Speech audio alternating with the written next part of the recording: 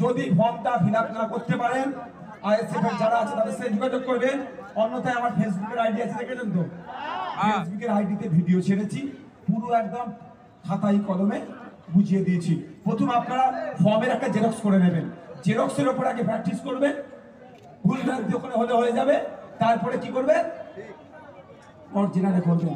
বাঘ ভাল্লুক নয়, ফর্মটা কিছু কোশ্চেন আছে, কিছু উত্তর আপনাকে দিতে হবে, একদম ইজি ব্যাপার।